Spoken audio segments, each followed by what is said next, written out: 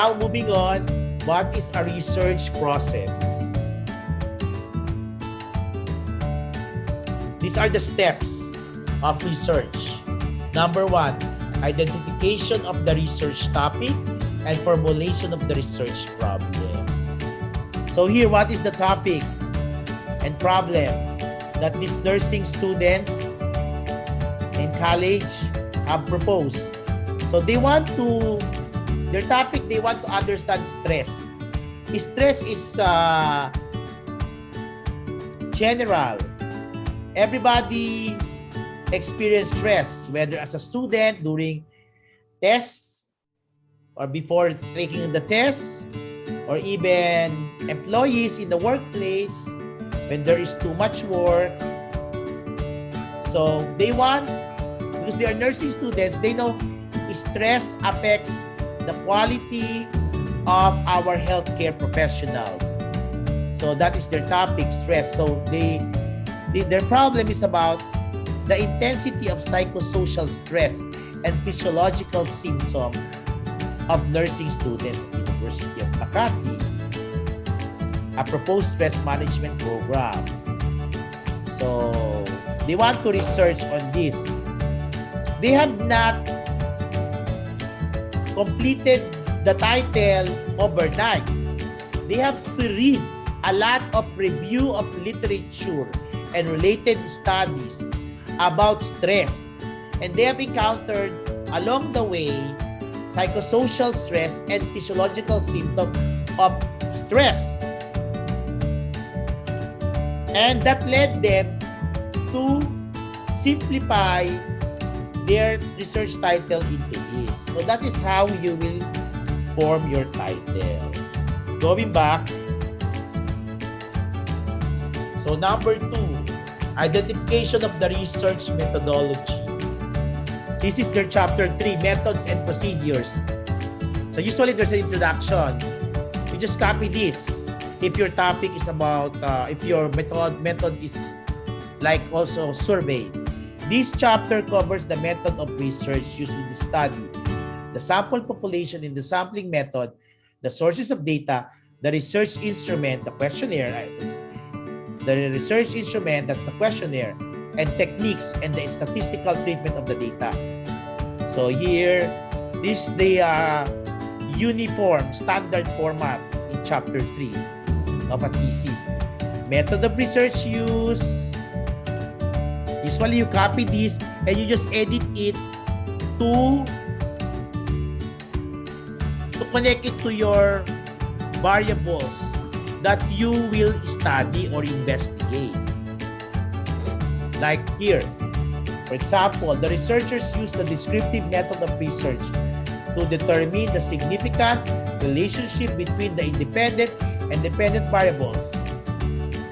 The study examined whether or not there is a significant relationship between so you will edit this, between the intensity of psychosocial stress and the intensity of physiological or physical symptoms of stress.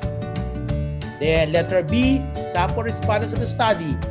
This study focused on the intensity of psychosocial stress and physiological symptoms of stress among fourth-year nursing students of University of Makati. There are 120 graduating students who are officially enrolled in the College of Nursing of University of Makati. So that is how you will write it down. You will have to edit. You will use this as a general, uniform, standard format, but you have to change and edit because you have a new topic. Letter C, sample and sampling technique. Purposive sampling, which is a non-probability sampling method, was utilized in this study. This study covered 120 sample respondents chosen among fourth-year nursing students who are officially enrolled in the College of Nursing of University of Makati. I told you, this lesson is about doing research. Teaching you different sampling methods, probability and non-probability is another lesson. It is also very long. It cannot be covered here. There will be another venue for that. Letter D, research instrument and techniques. Here you have to put your questionnaire. You see here, the instrument that was used in gathering the necessary data for the investigation includes the survey questionnaire. The questionnaire was the instrument used in gathering data that were computed, interpreted, then analyzed in this research study. Questions that were asked are simple and easy to understand. The sample respondents simply check the available choices relevant to understanding of the intensity of psychosocial stress and physiological symptoms of stress. The survey questionnaire was validated by a panel of specialists coming from the field of nursing composed of professors. The pretest enabled the researchers to modify and improve some questions or criteria that were found irrelevant to the study. Then the questionnaire was presented to the thesis advisor for further corrections to be made. The approved questionnaire was finalized and distributed to the sample respondents. You see, doing your survey questionnaire is a lot. It is not one time, big time. It must be validated first by a panel of experts. It must be consulted to your advisor. It must be pre-tested to a model, tiny sample respondents in order to revise it, in order to fit in. So some of you, I don't know, when you're doing your survey questionnaire, if you copied it from another sources or you made it your own or revise it, you're not following this scientific process of survey questionnaire making or formulation. Then, moving on, also using Likert scale. So we're now using statistics. Some indicators to measure students' intensity of psychosocial stress and physiological symptoms of stress were asked to the sample respondents in order to determine their causal relationship. Sample respondents based their answers on the following options. So you see, this is the Likert scale, 1 to 5. There's the verbal description. Under it, always, often, sometimes, rarely, never. And we use weights, 5, 4, 3, 2, 1. So in order to measure and process that statistically with the help of your statistician or your advisor. Then there is the weights of intervals. You will learn this in a lesson about statistics and sampling methods. And then the verbal interpretation, profound level of stress, severe level of stress, moderate level of stress, mild level of stress, absence of stress. So you see, this is very, very intensive. Okay, and extensive too. Because you have to really make your questionnaire, your survey questionnaire, in an extensive manner by using the pretest and validity tests or test of reliability and test of validity. And intensive because you have to do this Likert scale. Not only yes or no. Yes or no is the simple and narrow way to ask question and to form judgment. Then table 2 is about measurement of intensity of physiological symptoms of stress. So here, also from the range of 5, from the range of 1 to 4 to 5, 5 is the highest. Constantly, daily, very often, more than once per week, occasionally more than once per month, and frequently more than once in 6 months, or never. Never they have symptoms. Data gathering procedure. So you have to write down how you will gather your data. In order for the researchers to gather the necessary data, a letter of request was drafted for the dean, coordinators, and professors of the College of Nursing of University of Makati. The survey questionnaire was also submitted for approval. After that, the researchers determined the time frame wherein sample respondents are available for a survey interview, taking into consideration the class schedules and activities of fourth-year students of the College of Nursing. The sample respondents were given a letter of intent concerning the purpose of the study to be conducted by the researchers. With the respondents' consent, they were given a set of survey questionnaires. Sample respondents were given enough time to answer the questionnaires.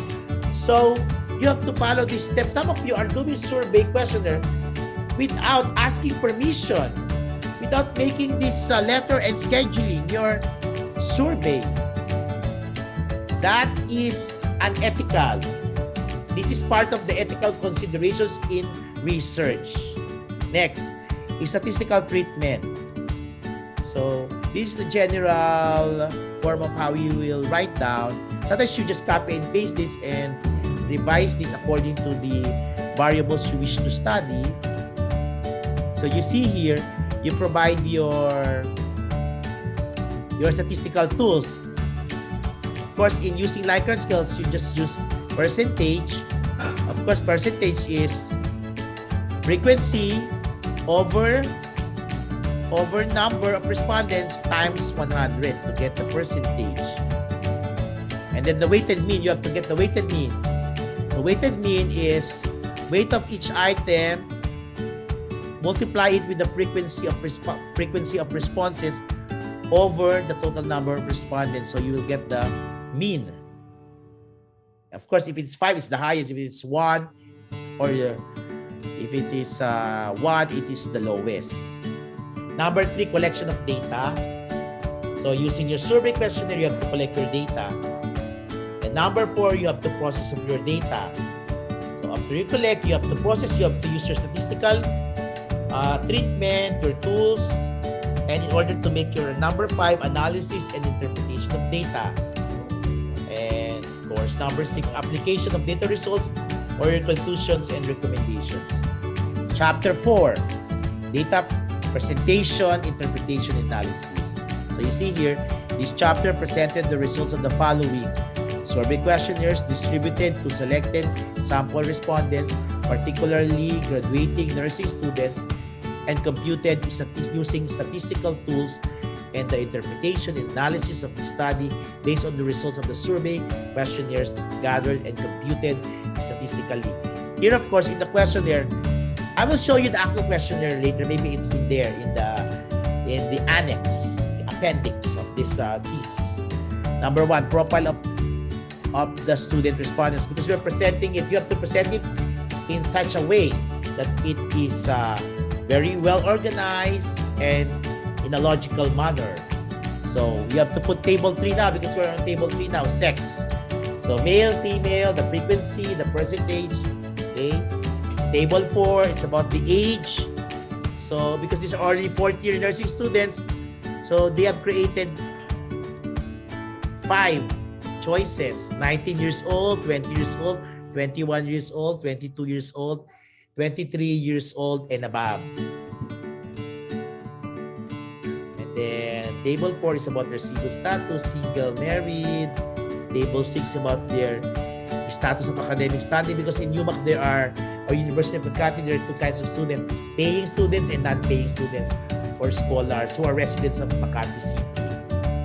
Table 7, hectic daily schedule. So they have asked their daily schedule, always, often, sometimes, really, never. Okay, so it is always, it is profound stress. It's often severe stress, sometimes moderate stress, really mild stress, and never, there's no stress at all. Table 8, it's about the poor academic performance. Maybe they want to link stress with their academic performance. So here, they have this also from the rating from 1 to 5. Okay. Then table 9 is lack of motivation. So they relate stress with lack of motivation. And then table 10, feeling of restlessness. So they have links restlessness, feeling to stress. So these are their variables. These are their dependent variables that they have asked their respondents in the survey questionnaire. Easily annoyed. So they're measuring stress based on these variables. Family problems. Table 13, financial problems. Table 14, lack of time for leisure. So they link it also to stress. Of course, this did not come out from nothingness. They based this in the review of related literature during the research. They have encountered books, periodicals, and even articles in the internet. And of course, one author can contribute to this one or two variables, other authors, because it is an extensive research study. So they have already combined all these variables and stressors or factors of stress. So this is, or doing a research is really not easy. You have to burn your time, okay? Like then table 14, lack of time for leisure. Table 15, poor self-esteem. Table 16, sense of responsibility. Table 17, social insecurity. Table 18, lack of tolerance. Table 19, home disorderliness. Table 20, job insecurity after graduation. Table 21, social outcasts.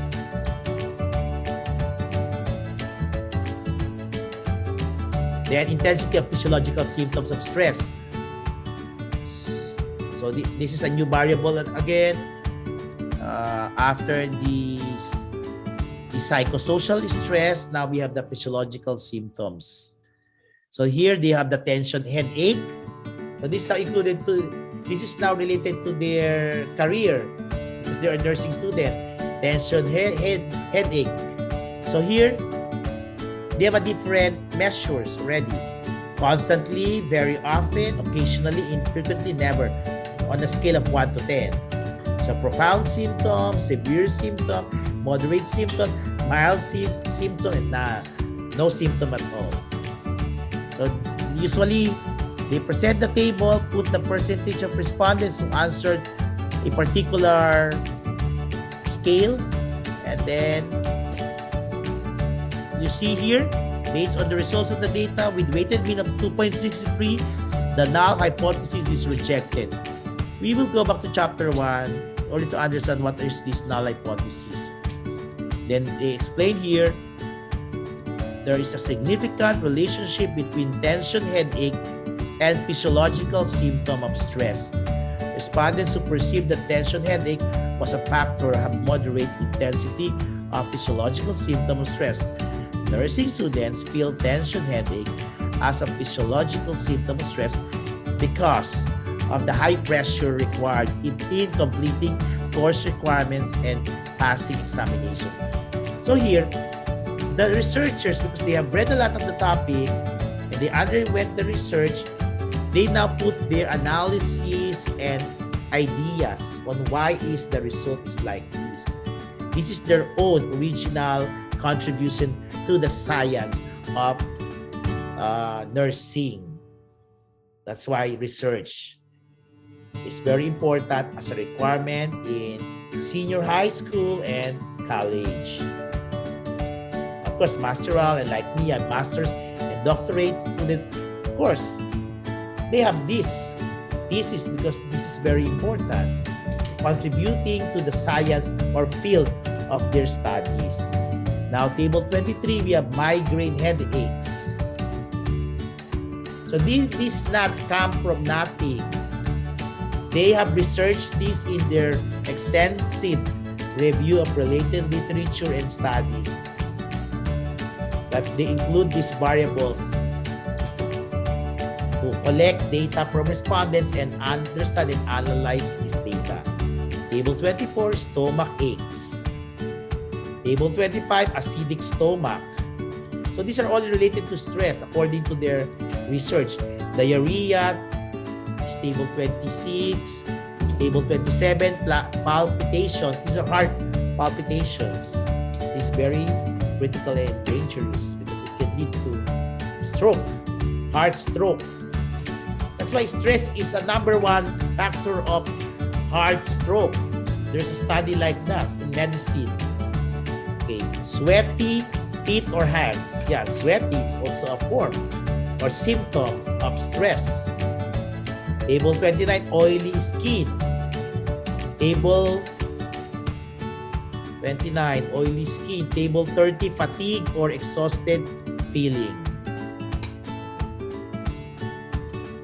Table 31, backache. These are very extensive factors or variables on the physiological symptoms of stress. Table 32 is neck stiffness. Table 33, tightness in chest or heart. So this is also very dangerous. It is a prelude to a heart stroke. Tightness in chest or heart. Table 34 is nausea or vomiting. Nausea and vomiting. Okay. Table 35, asthma. Table 36, indigestion. Table 37, high blood pressure. Table 38, skin rash. Table 39, bruxism or jaw pain. So first, in chapter 1, it starts with an introduction, a background of the study. So this is how you will write as an example. Of course, you will not copy and paste this. You have a different topic. So you will look at this, what they did. This study attempted to identify the intensity of psychosocial stress confronting college nursing students and the intensity of physiological or physical symptoms of stress. It examined whether or not there is a significant relationship between the intensity of psychosocial stress experienced by selected nursing students and the intensity of physiological symptoms of stress. The study also proposed a stress management program for nursing students which will be tailor-fit to meet the challenges and threats confronting students in their everyday schooling. So you see, a thesis or research is written in a scholarly fashion. You must use big words and use proper syntax and grammar in English. Moving on, then they define what is stress as a background. Stress is a part of students' life that manifests in everyday conversations to describe reactions to the pressures of life. Most students experience significant amounts of stress with all the activities and responsibilities that fill a student's schedule. It is sometimes difficult to complete those within the deadline at an utmost performance with tough requirements, difficult tests and examinations, and other stressors. Students face plenty of school stress. So you see, this is their background of study. Then they applied it to nursing students. Here, nursing students dedicate most of the time studying, especially the graduating students. The researchers who are fourth-year nursing students personally experience the pressures and problems of stress. Regular lecture classes, heavy loads of school requirements, and not to mention additional demands of related learning experience duties can take a negative effect physically, mentally, and emotionally among graduating students. When the stress is not effectively dealt with, feelings of loneliness, nervousness, sleeplessness, and too much worrying may result. The researchers feel the need to manage such overwhelming demands since stress factor can only be minimized and it cannot be eliminated entirely. It is in this context that the study will determine whether or not there is a positive correlation between the levels of psychosocial stress according to intensity among nursing students and their physiological and physical effects according to intensity. From this research undertaking, the researchers will propose a stress management program based on the results or findings derived from the survey interview. So here, they're putting here their purpose, why they're doing this. So as this is under their background of study. Then the next is the statement of the problem. The study identified the intensity of psychosocial stress and the intensity of physiological effects of stress among graduating nursing students that led to the formulation of a stress management program. Specifically, the study asked the following questions. Number 1, what is the profile of student respondents in terms of the following? Sex, age, civil status, and status of academic standing. Number 2, what is the intensity of psychosocial stress among graduating nursing students batch 2009 of University of Makati in terms of the following? A, mild level of psychosocial stress. B, moderate level. C, severe level. D, profound level.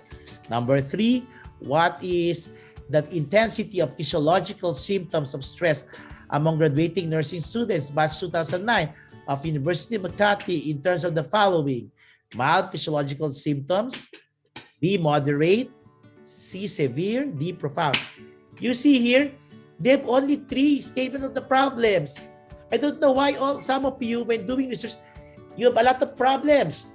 You want to solve all the problems in this world. Limit your problems and focus your problems to your variables,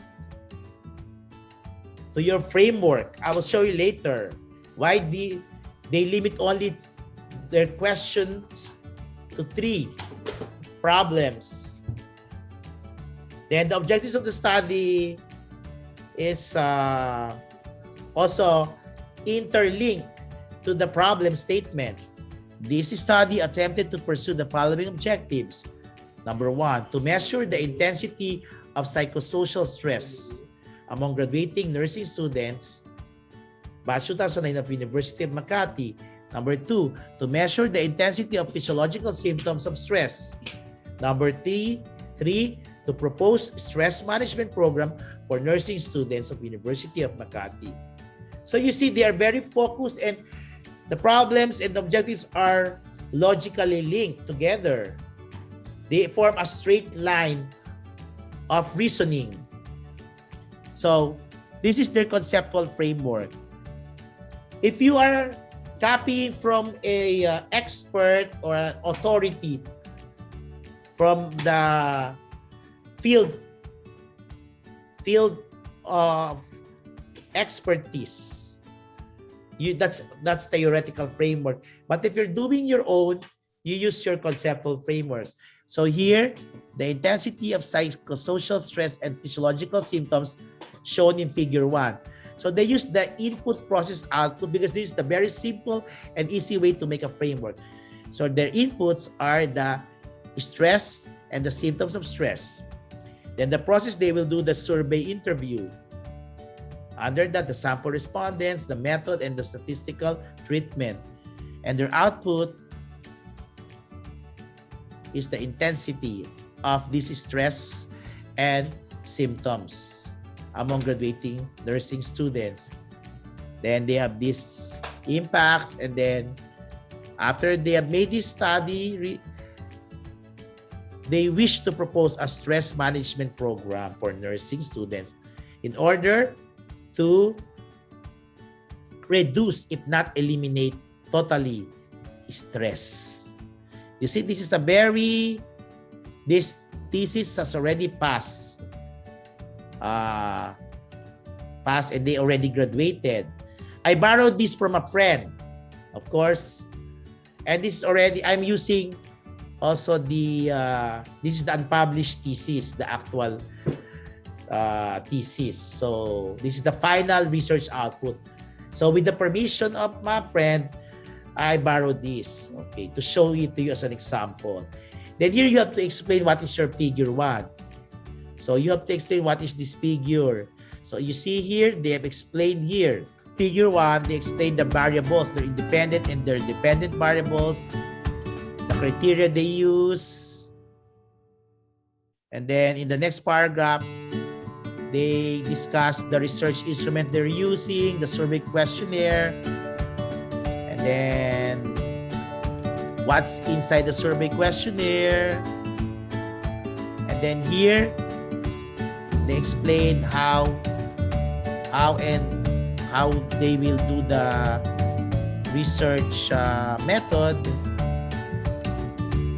So here, then the data gathered based on the study were encoded and computed the weighted mean of every variable identified as psychosocial stressors and physiological stressors using statistical package for social sciences. This is the statistics. There is a software to use without doing it manually. But if you know someone who knows how to compute, like a BS Math major or a statistician, could help you. Thereafter, they were interpreted and analyzed to determine whether or not there is a significant relationship between the variables of psychosocial stress and physiological symptoms of stress. Finally, they explained that they will use the findings of the study in order to recommend and propose a stress management program. You see, it is scholarly written and logically presented. And then they have this hypothesis. Here they have two hypotheses. This is how you gonna put your variables under a statement of the problem in a declarative statement, in a null hypothesis. So this is the first hypothesis. There is no significant relationship between the psychosocial stress. For example, they included that the variables, their sub-variables or criteria: hectic daily schedule, poor academic performance, lack of motivation, etc., etc.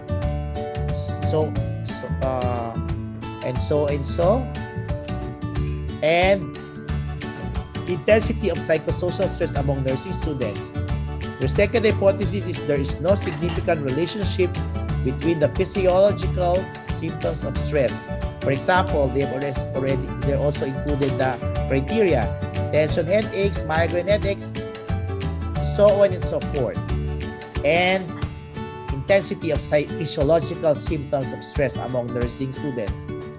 Then they have the scope and the limitation of the study, what they will study and what they will not. So sometimes you just copy this and just edit it. So they just say the study focused on the psychosocial stress and intensity of psychosocial stress among fourth-year nursing students and the physiological symptom of stress and intensity of fourth-year nursing students. As a consequence, the study proposed a stress management program among nursing students. Data gathering, interpretation, and analysis through a survey interview were conducted among graduating nursing students batch 2009 of University of Makati. So you must include specifically who are your respondents and when and where and how. Moving on to this, the study utilized a purposive sampling technique which selected the officially enrolled 120 fourth-year nursing students of University of Makati. Then the researchers utilized a survey questionnaire to gather data in order to identify common psychosocial stressors and the intensity of psychosocial stress among graduating nursing students, and also to serve as an assessment tool to identify the intensity of physiological or physical effects of stress among these students. The survey interview was conducted within the first semester of the school year 2008 to 2009. Then they have the significance of the study. Who will benefit from your study? So here, you have to specify and explain how they will benefit or why they will benefit. Nursing students, professors and clinical instructors of the College of Nursing, future researchers, registered nurses, College of Nursing, and other colleges. Then here, definition of terms. They have defined all their variables. Stress, like this stress, using sources of information. So they have to acknowledge their sources of information. So stress, Smeltzer et al. 2008. For example, stressor, psychosocial stress, physiological symptoms of stress. All the variables in the statement of the problem were defined here. Moving on, now chapter 2, review of related literature and studies. You see, before you do your research and write your thesis, you have to read a lot. And after you have already identified your problems and variables to be investigated, you will have to write in chapter 2 these variables. So like your variable stress. Stress is your independent variable.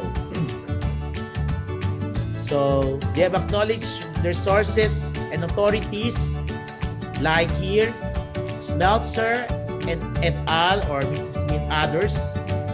Here, Rebecca Donatello. You see, when they move on to another researcher, they will use the transition words furthermore, similarly, additionally, in addition. So moreover, you have to use that in order to make your paper more scholarly. Lazarus and Folkman. And sometimes you have to use sources of information recent, published in 5 to 10 years. Like this was 2009, so they used 2006. Palmer and Strickland, 2006. Okay. And then they also put levels of stress as their variable also. So they use all previous studies before they could make their problems, and in order to come about with this scholarly research and investigation. Then this physiological effects of stress. So there are many books and articles regarding this topic. Then they use some frameworks like this, Relationship Between Stress and Illness by Richard Lazarus. So this is a very extensive review of related literature. They have some figures regarding stress. And then stress management. What is stress management? They have encountered this throughout their research, and they have included this.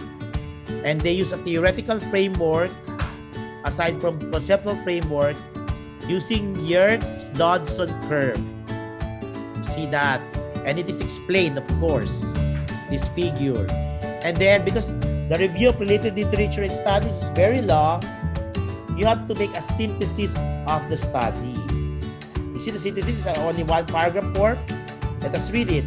As used in this study, levels of psychosocial stress or stressors, according to their intensity, will be measured and factored in as factors affecting physiological symptoms of stress, according to their intensity.